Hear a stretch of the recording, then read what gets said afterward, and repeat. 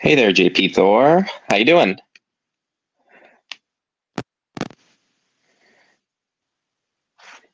Sweet. Got some more people joining.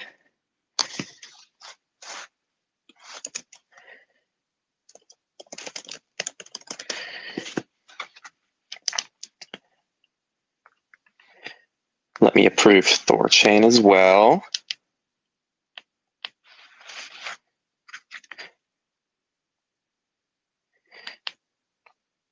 All right. We're starting to get some more people in here. Hi, everybody. Welcome to. There we go. I hear someone else. I think it's you, JP Thor. How you doing? Hey, how? There we go. I hear you. And then Oh yeah, I'm THORChain dialing in from Spain. from where? Yeah, I'm dialing in from Spain. I'm on my way to America next week, actually. Very cool. I'll drop into LA for a bit and then head up to New York. Hopefully, I'll be catching up with Vic Sharma while I'm in New York next week. Very cool. We love that you're going to meet up with Vic. Definitely knows, definitely know how he loves New York. And how's Spain been for you?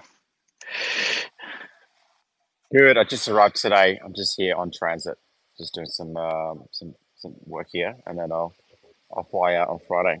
Very nice. Very nice. But Vic and I were chatting because he ordered a Cybertruck, but he doesn't know if he should buy the Cybertruck or not. And so I offered him, if he doesn't buy his Founder Series Cybertruck, I'll buy it off him and import it to Australia and race it around. I might put the THORChain branding on it and drive down Sydney or something. You know, he told me about this in a meeting, and it sounded. He didn't seem against it to give you the pre-order spot. So,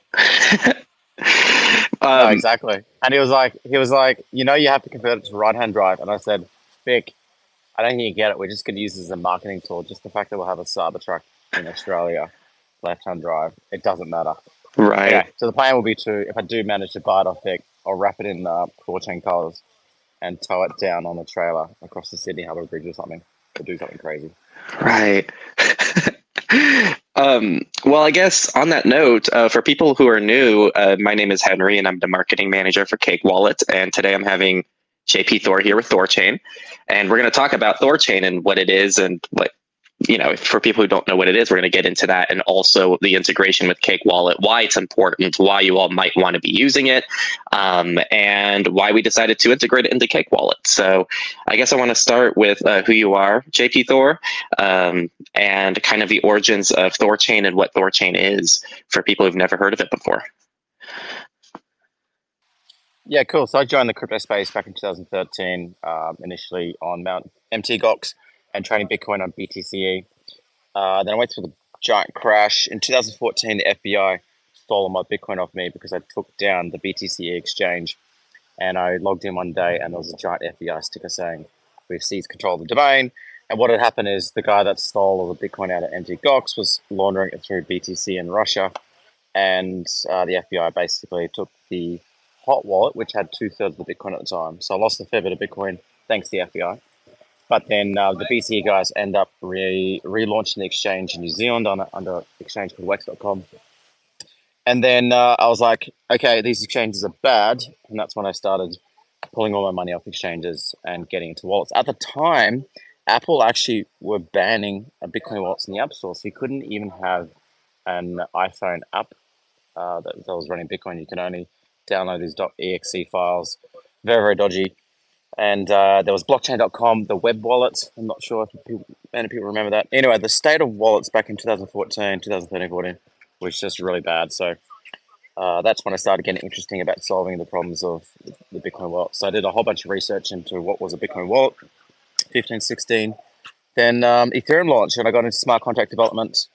And the 2017 phase, we were on MyEther wallets, and which was, we called it Mu and various other things.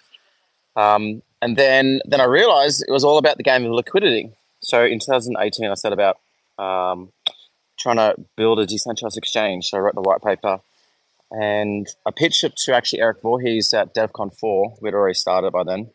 And that was the same conference that Hayden Adams unveiled Uniswap, which was a separate he basically unveiled it right there at the conference. I was like, holy crap, that's exactly what we're trying to build, but for cross-chain. So I ended up talking to Hayden for a little bit. Offer turned best. But he blew me off for some reason. And I was like, okay, no worries, whatever. So we'll build it ourselves. At the time, we were just using multi-sig solutions, but all the multi-sig wallets were just terrible. Like Bitcoin multi-sig is limited to 16 people, 16 signatures, and there wasn't even proper multi-sig infrastructure for Litecoin and Dogecoin and all that kind of stuff. So the whole project ground to a halt early 2019. Basically, almost gave up on it because none of the tech stack was ready. And then I just happened to stumble across a white paper written by Stephen Goldfeder and a buddy of his called Gennaro, called the GG18 Threshold Signature Scheme. And it basically solved all the problems. It was multi-party computation, threshold signatures for ECDSA curves and Edwardian curves, which is basically Monero, Solana, Polkadot. And there was no limit to the party size. It was just a scaling problem. So I reimagined the project, met my co-founder at the time in a Berlin hackathon in Germany. And we relaunched the project in 2019 to rebuild on TSS.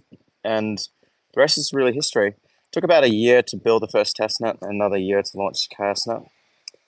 But we were just blown away about the fact that it worked. That we coupled a state machine with a threshold signature scheme. The whole thing worked. And so then we've just been trying to play whack-a-mole on a million different issues since then.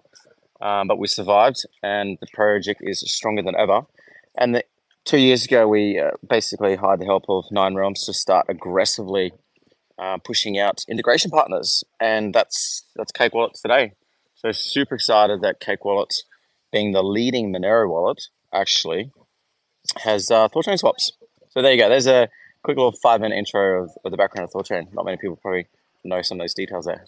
Yeah, no, thank you for sharing that. I always like to hear the stories that lead to what we see today, because there's so much work that goes into the development that people never see, and inspiration from other people, and also all the tough times as well. So just thank you for sharing that. And it was definitely, from what I know, so I just joined Cake recently, but from what I've been able to hear from them and the rest of the team, it was just a really exciting addition to get THORChain in there to just add to our exchange providers. And it's just been kind of a fun journey to kind of see all the different ways that we're kind of integrating these different projects. And especially yours is just one that we've been very fortunate to have. So thank you for that. And when it comes to the integration, you mentioned Monero is one of the number one Monero wallets. Do you see a lot of the integration revolving around Monero? What kind of cryptocurrencies does THORChain support for people who haven't heard of THORChain before? Yeah, sure. So THORChain is chain agnostic. It supports an elliptical curve digital signature algorithm, which is ECDSA, and also the Edwardian signature algorithm, which is EDDSA. So theoretically, it can support basically everything that's out there. However, Monero is a little bit difficult because of the ring signatures, and it is based on EDDSA, but because it's got a whole bunch of extra stuff built into the way that you compose those signatures, you can't just use the stock EDDSA signing algorithm. So we did a lot of work a couple of years ago to try and make it Monero multi-sig work. Theoretically, it could, but we just found too many issues with we were warned that, we had what we call Monero multi-sig solution in production. We were doing Monero swaps, but a security researcher approached us and said, if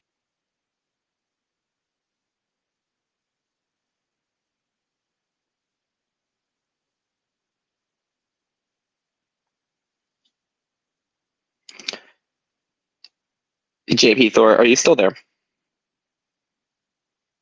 I think you might be. I think you might have cut out. Be instantly pwned. There you are. Do you have good enough service, do you think? Can anyone give a heart emoji if they're also struggling to hear JP Thor? Yeah, he's cutting in and out a bit. Oh, okay. Can't hear him right now. You cut in for a second there. Well, if you want to, I guess, take over that question until we get him back. feel free Yeah, sure. to. I can elaborate a little bit. JP is definitely a lot closer to the whole Monero stuff than I am. But essentially, the TLDR is that there was a proof in concept that was created with the Monero multisig, and then security researchers reached out and said, basically don't put this into production because the Monero multisig is just not secure enough, or it's not production ready. Like don't ship this essentially. So. That was that's basically the latest on like THORChain and Monero, where the proof of concept was done and people they were actually doing Monero swaps, but then the solution that was implemented didn't actually turn into a go into mainnet or into any other active environment just because of security concerns that we had. Yeah, JP, you might want to drop off the space and come back on. It's kind of Twitter Space is kind of dumb. But Sorry, yeah, I just got him re-requested, but I also requested him to join, so we both overlapped a little bit there. Once again, he's a listener. Invite to speak. Sorry, everybody, hang with us for a second here.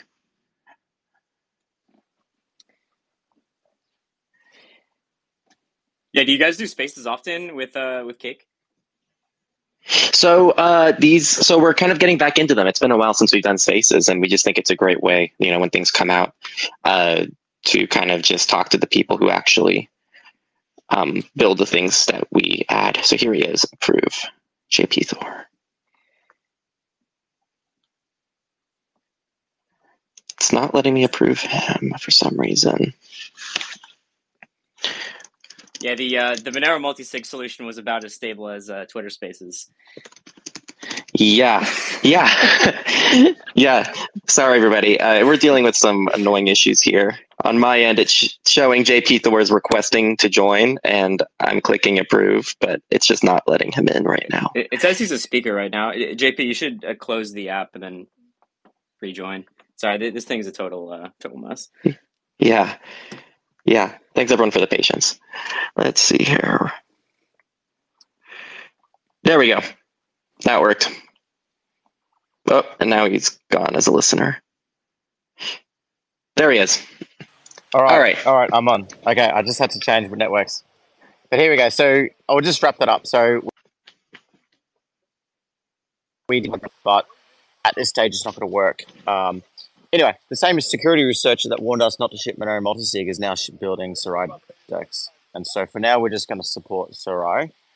They've actually re-implemented all of the necessary signing curves from scratch. So we're pretty impressed with what they've done, and they're pretty legitimate. So we're just backing the Sarai team for now, and we hope that we can basically add protocol routing so that you can swap your Dogecoin to THORChain, to Sarai, to Monero. So we think that's probably the best solution right now. We may end up, if Monero is massively popular on Sarai, and it's not a big lift to clone the Sarai sign algorithm, which they've written from scratch and is yet to be audited, then we may actually add that into THORChain or propose to add it. So it's really up to the nodes because Monero does bring a little bit of risk, but if the nodes are willing to tolerate that risk and there's plenty of demand and there's heaps of protocols supporting Monero, then I don't see the problem. So that's the solution there.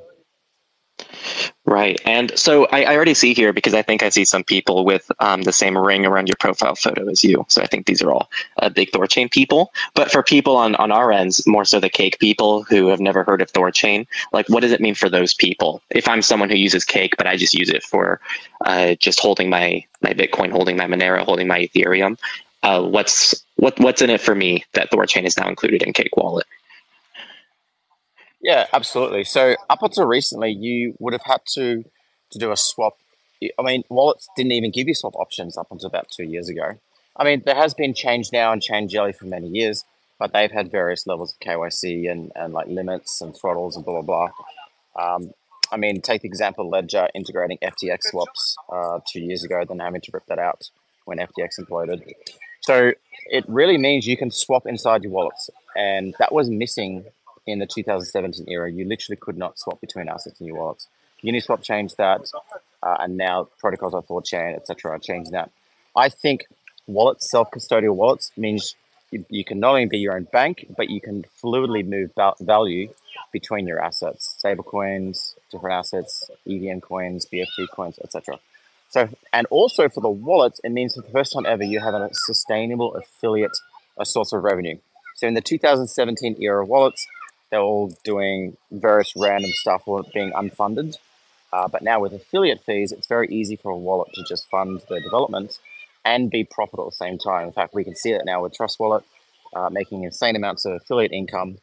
In the last cycle, MetaMask was making something like $80 million a month or some ridiculous number like that because they integrated the MetaMask router at something like 86 bips or whatever. So wallets should be profitable, sustainable, and there should be a lot more wallet choices for users. So for Cake Wallet users, you can now swap between your assets in a non-custodial way, or sorry, self-custodial way via THORChain, which allows you to swap between UTXO, EVM, BFT, basically all the chains minus Monero for now. Yeah, and I think that's something that I know I've struggled with in the past, especially as someone when I was first getting into the cryptocurrency space, especially back in 2017. It was always the question of, okay, I have this one currency. How the hell do I get it to become a different currency? And it's just nice to have that so convenient nowadays. And I know last time I used Cake to do this between, I think it was Bitcoin and Ethereum. It was just so simple. And yeah, so I'm just glad that these solutions exist nowadays is really the long story short of that. But yeah, 100%. And also, THORChain and other protocols should be offering your users the ability to swap, save, and borrow, which is basically the three pillars of DeFi. Swap between your assets, save on your assets, aka put them in liquidity pools or other yield solutions safely, and then borrow against them. And if a protocol can offer those core features, users should never need to touch centralized exchanges or centralized custodians ever again. So that's what's at stake here. Right. And I guess for, again, maybe some more basic questions, but some people might be new. Why do you not want people going through exchanges? I mean, well, the amount of times I've had issues with exchanges, like starting back in 2013 when I had the FBI take my Bitcoin off BTCE, then I lost a whole bunch of money off Cryptopia. I avoided the Quadriga exit scam. I mostly avoided the FTX implosion. But there's just been time and time again where people have lost a lot of money from factors outside their control, as in the exchange went bankrupt, insolvent, stole all the money, yada, yada, yada. Whereas we have these decentralized assets, but we need a decentralized way to store them, but also just swap them. You shouldn't ever need to use a centralized exchange. In fact, I believe long-term centralized exchanges will be relegated to simply on-off rails for now. But then ultimately, when everyone moves to stablecoins, and I think the whole world population will move to US Treasury-based stablecoins, then you won't even need to use, everyone will be in the ecosystem. You won't even need to use centralized exchanges again. So, and that's part of the reasons why we're working really hard to solve the user experience, make it super easy, super safe to hold your own assets. Now, in the last 2 years, especially the last 12 months, THORChain's kind of developer interaction engagement has massively increased. That started with the Quotes API. So one of the reasons Cake Wallet found it quite easy to integrate THORChain is the 9Realms team about 12, 18 months ago built a quoting API. So you could basically ask the protocol for a quote, and it gives you all the necessary details that you need to do to the transaction. So then Cake Wallet already knows how to sign 10 transactions, so they just go ahead and do that swap. So that's been made very easy. One of the principles of THORChain is THORChain's users, from like a development point of view, are not actually retail users. THORChain's primary users are developers, wallet developers, exchanges, services. So the whole protocol is actually built for developers, and that's why the integration with Cake Wallet has been made so easy. Yeah, really cool. Thank you for sharing so much. And I guess on that note, I know you've already talked about just how THORChain works a little bit, especially in the context of Monero, but do you want to dive more into just more of the broad how THORChain works for somebody who is new to it, hasn't heard of it much, and also like how that ties into other things you offer, like swap flows and things like that? Yeah, absolutely. So you simply, so the way THORChain does it, it guards these vaults, and then it creates these vaults from threshold signatures, and the nodes of the protocol manage these vaults. They have the signing keys. They don't have access to the funds themselves. They only have access to these signing keys.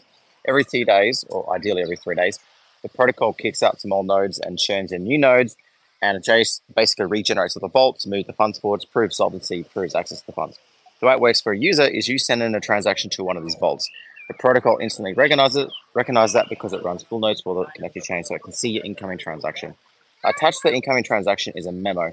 That memo basically instructs the protocol, hey, I want to swap from this asset to this asset. Here's my destination address, and here's all the other, affiliate fees, streaming swap parameters, blah, blah, blah.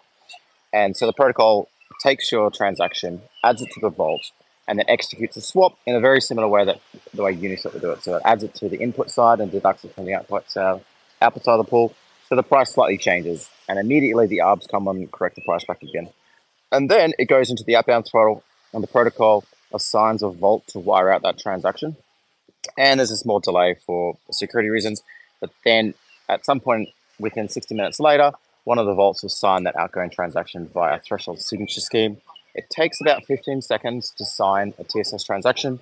So it's a little bit slow. That's because there are 14 nodes coming together to all across the world in a geographically distributed fashion.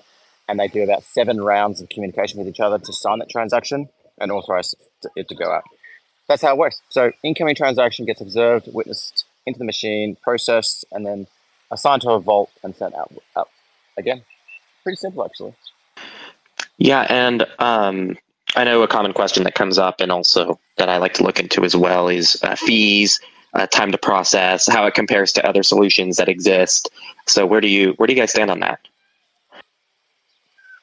Yeah, so THORChain has a unique innovation, which is liquidity-sensitive fees. So the more that you demand on the liquidity, the higher that you pay. And that means THORChain is resistant to most forms of MEV and sandwich attacks. So sandwich attacks is where you do a large transaction and an attacker knows that you've got this incoming large transaction. So it bids up the pool, and then your transaction gets processed, and then it bids back down the pool. And the margin that it basically captures is how much it can change the price around your swap. So with THORChain, with liquidity sensitive fees, it basically nullifies most of that.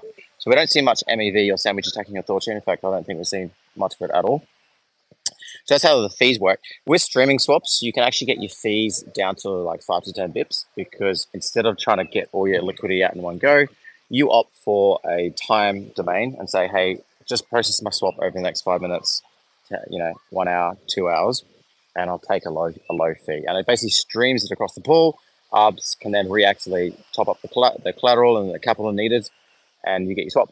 On the fees, it doesn't subsidize outgoing fees, so it makes you pay the outgoing fees. Outgoing fees are a little bit hard to wrap your head around because the protocol doesn't actually know the fees that were spent ahead of time, so there's a slight margin there. Any excess margin, the protocol just puts back into reserve, and that reserve pays out to its nodes and LPs over many years. So that's how the fees work. So the user pays the incoming fee, then they pay a liquidity sensitive fee, and then finally they pay the outbound fee. Oh, and additionally, affiliate fee. So any wallet can add an affiliate into the end. So I think, what are you guys on, like 15, 20 bips? I don't know. But, Trust Wallet on 70 bips, and then Asgardix on 10 bips. So that affiliate fee is then applied at the swap, and the small affiliate income is diverted to a different address. Basically, how it works. So there's 3 or 4 different fees that you might pay, and they all are different sizes. But for typically like $1,000 swap, I don't see you paying more than like $5 or $10 in fees, to be honest. That's pretty solid then. Definitely relative to some other solutions I've seen. And I guess just to keep it rolling here, the TC chains that are supported by Cake, do you want to talk about like the specific integrations that you implemented into Cake, or that we implemented into Cake as well? Yeah, so THORChain supports Dogecoin, Litecoin, Bitcoin Cash, Ethereum, Binance Smart Chain, Gaia, which is Atom, and Bitcoin, obviously. There might be one more there I've missed out. But you guys support more or less all of the UTXO chains, don't you? Yes. So I think you've got them all ready to go. Yeah, I think a couple still need to be added to the actual integration itself when I was doing some testing, but I think all the major roots should work, like Bitcoin, Ethereum, stable coins, all that should be good to go. I think there might be a little bit more work that needs to be done to get like Dogecoin and Bitcoin Cash and stuff like that up. But yeah, you guys have support for all that, so it should be pretty easy to just get the logic over and start doing swaps with everything that we support. Sweet. Well, before we kind of talk about roadmap future stuff, is there anything that either of you feel like we should touch up on before we kind of get into more of the future talking? And also, if anyone has any questions about THORChain and how it works, feel free to raise your hand and I'll answer a question as well.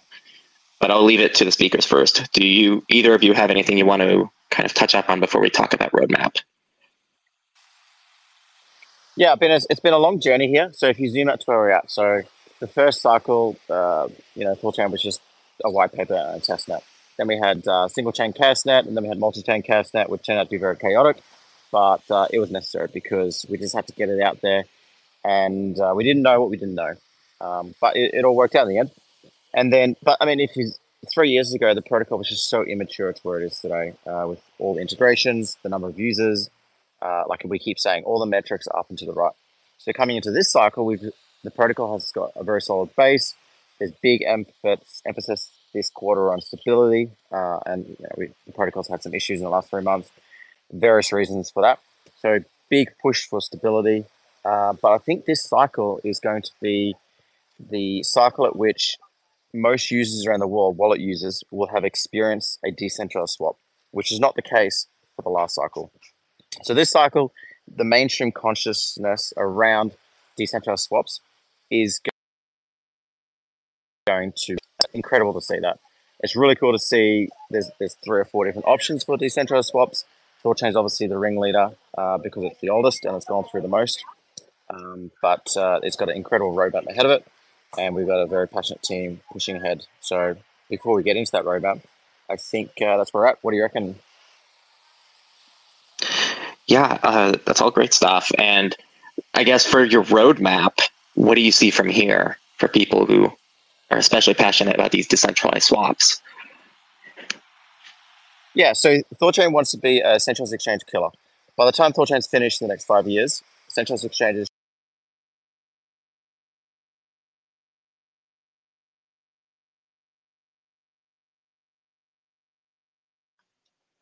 Looks like I might have lost him again.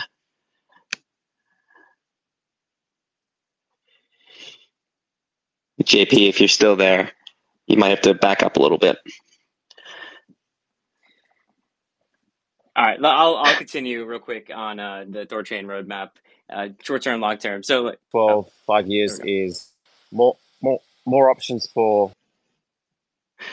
JP, you cut out for most of your answer, if you're still there. Yeah, okay. Why don't you take it over then?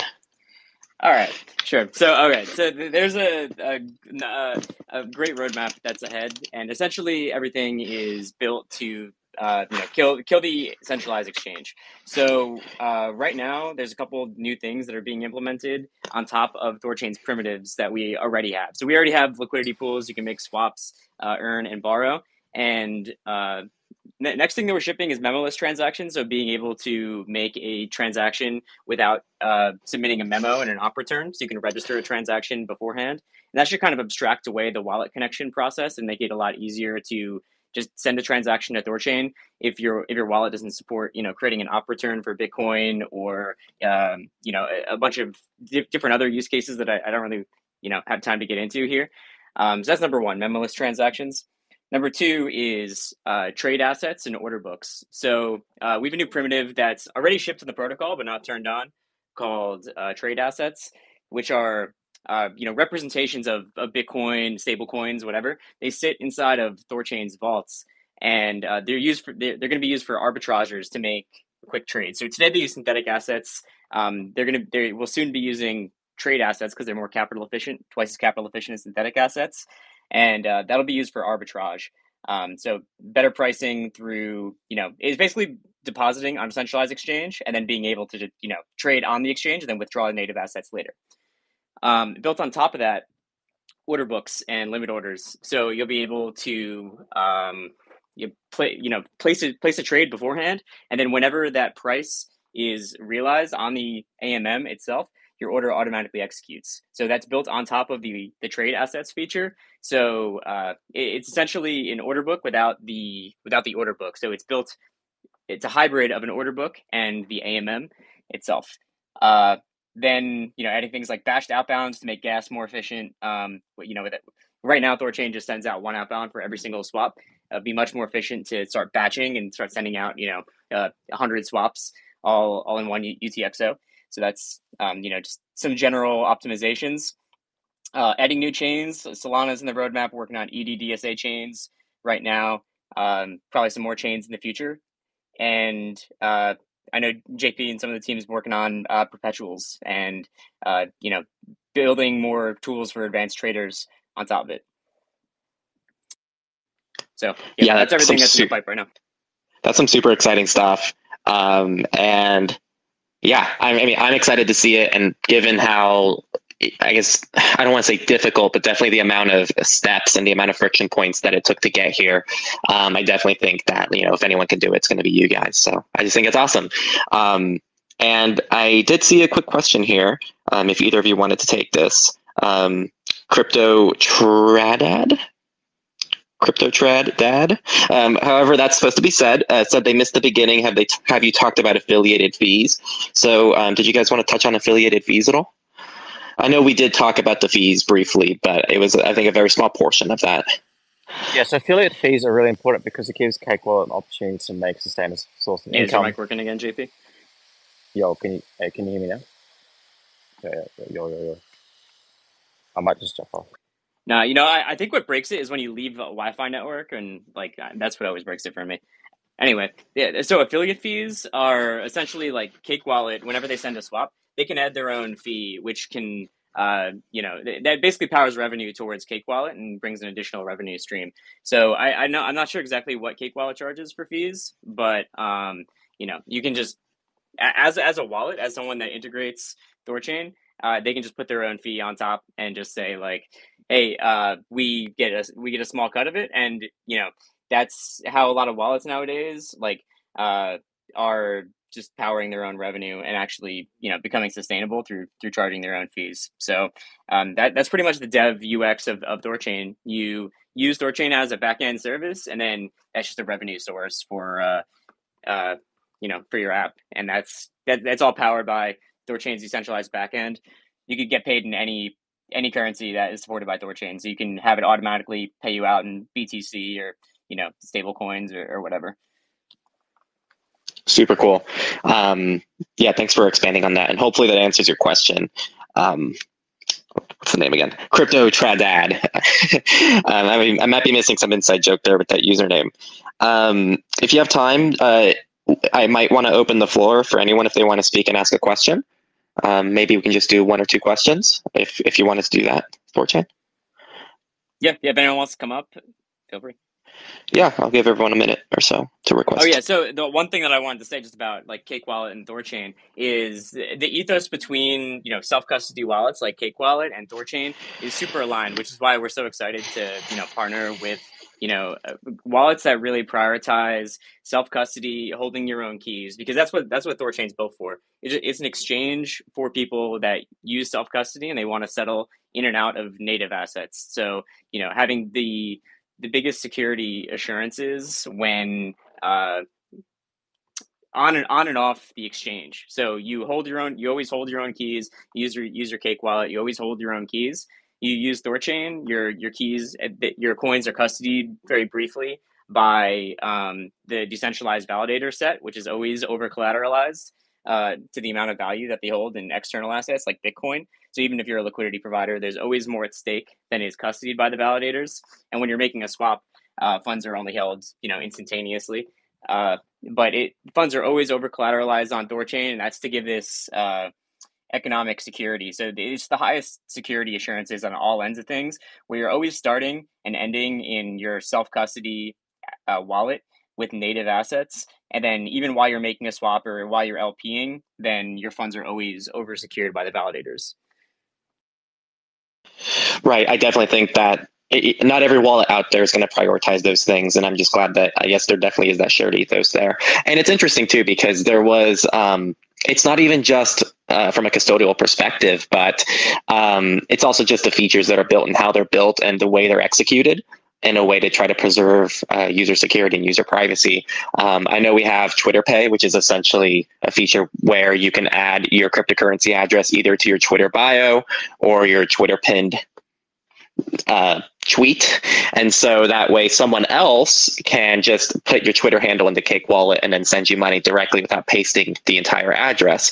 And someone recently asked a question, and they were going, how do I link my Twitter to my Cake Wallet account so that people can add me to Twitter Pay? And the instant reaction is like, oh, absolutely not. There is no linking here. It's done so that you put it on your own Twitter account and other people add you there. We're not asking you to link your Twitter account into the account for very obvious privacy and security reasons that maybe not everyone's going to fully understand. And I feel like it's just one small example of how there's a small overlap here, not small, but a large overlap, and just that the passion for keeping people safe. Because if people don't have their own keys and they don't have their own money that they control, who controls it then?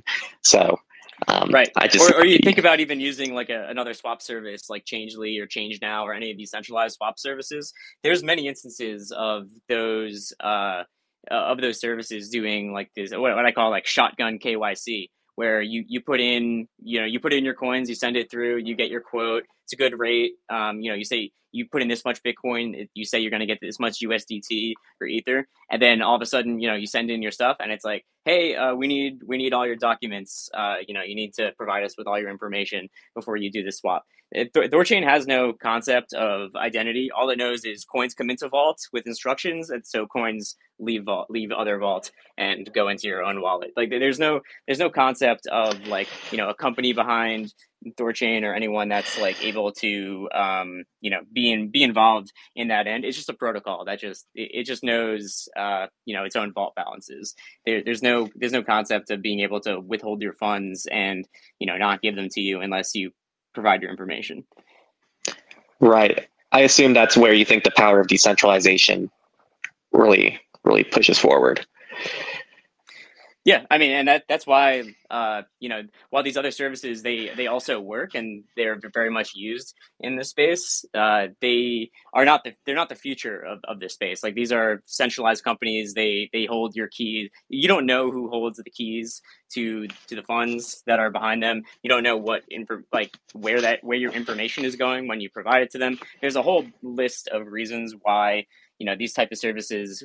They're not going to be the largest liquidity protocols of the future. People might use them, for whatever reason, but THORChain is completely open, verifiable, open validator set, just built completely in a sovereign way, right? Where it's not at all comparable to these centralized services that can withhold your funds or just not send you back anything or collect your information, which I know is a priority to a lot of Cake users and people that are really into privacy in this space. Right. Well, just thank you for building such a great tool. I'm really happy that it's integrated into Cake. Our users get access to it. Your users get access to Cake. I think it's a win-win all around. And I don't think anyone requested to speak. So unless you have anything left to say, that's all I have on my end. But I just really appreciate both you and JP being on here. I'm sorry JP had some networking issues. He did say that he's going to jump off, but he still got a lot out of it, and he's happy that he got most of his words in. But yeah, thank you for being here. Awesome. Yeah, we love having you guys as partners. We'll post the full announcement on Medium either later today or tomorrow, and we'll continue to get the word out, and we'll make sure the space is uploaded to the THORChain RSS feed, so people can listen to the recording on there. Very cool. All right, thank you so much, and thank you everyone for tuning in as well. All right, see you.